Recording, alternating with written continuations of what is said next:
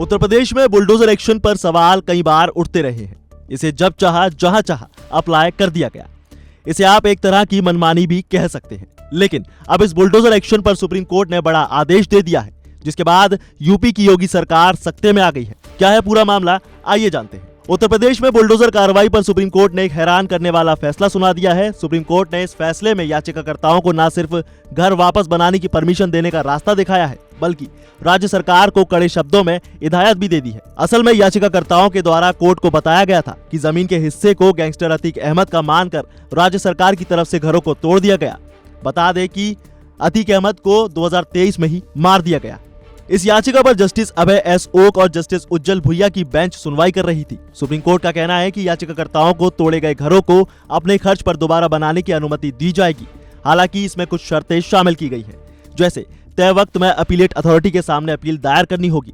वहीं इस पर अदालत ने कहा कि अगर उनकी अपील खारिज हो जाती है तो याचिकाकर्ताओं को अपने खर्च पर घरों को तोड़ना होगा। बेंच ने कहा कि हम एक आदेश पास करेंगे कि वो अपने खर्च पर घर को दोबारा बना सकते हैं, और अगर अपील खारिज हो जाती है तो उन्हें अपने ही खर्च पर घर को तोड़ना भी होगा। इस मामले में याचिकाकर्ता एडवोकेट जुल्फिकार हैदर, प्रोफेसर अली अहमद, 2 महिलाएं और एक दूसरा शख्स शामिल है। आपको बता दें कि इलाहाबाद हाई कोर्ट में याचिका खारिज होने के बाद याचिकाकर्ताओं ने सुप्रीम कोर्ट का रुख अपनाया था। उनके आरोप थे कि अधिकारियों ने देर रात नोटिस जारी किए और अगले ही दिन घरों को तोड़ दिया गया। उन्हें इस कार्रवाई को चुनौती देने का मौका भी नहीं दिया गया। अटॉर्नी जनरल आर वेंकटमणि ने कहा कि याचिकाकर्ताओं को 8 दिसंबर 2020 को नोटिस मिले थे और बाद में जनवरी और मार्च 2021 में भी नोटिस दिए गए थे। उन्होंने कहा कि ऐसे में हम नहीं कह सकते कि पूरी प्रक्रिया को फॉलो नहीं किया गया। हालांकि कोर्ट ने राज्य की सफाई को नहीं माना है और कहा है कि नोटिस गलत तरीके से दिए गए थे। कोर्ट ने यह भी कहा कि राज्य ये नहीं कह सकता कि इन लोगों के पास एक से ज्यादा घर हैं, तो हम कानून की प्रक्रिया का पालन क्यों नहीं करेंगे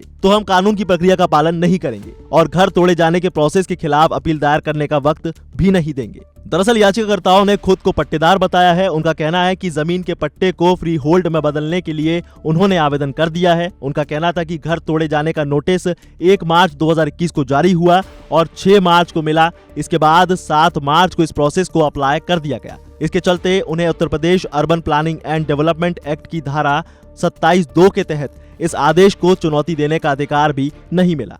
असल में साल 2024 नवंबर में कोर्ट ने दिशा निर्देश जारी किए थे। इसमें कहा गया था कि बगैर पूर्व नोटिस के ढहाए जाने की प्रक्रिया नहीं की जाएगी। साथ ही घर में रहने वालों को जवाब देने के लिए 15 दिनों का वक्त दिया जाएगा और इस नोटिस को रजिस्टर्ड पोस्ट से ही भेजा जाएगा।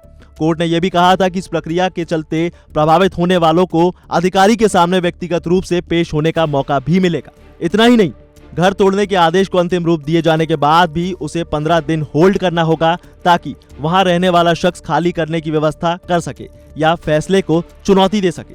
फिलहाल के लिए इस खबर में बस इतना ही। ज्यादा और ताजा जानकारी के लिए बने रहिए वन इंडिया हिंदी के साथ और वीडियो को लाइक, शेयर और कमेंट करना ना भूलें।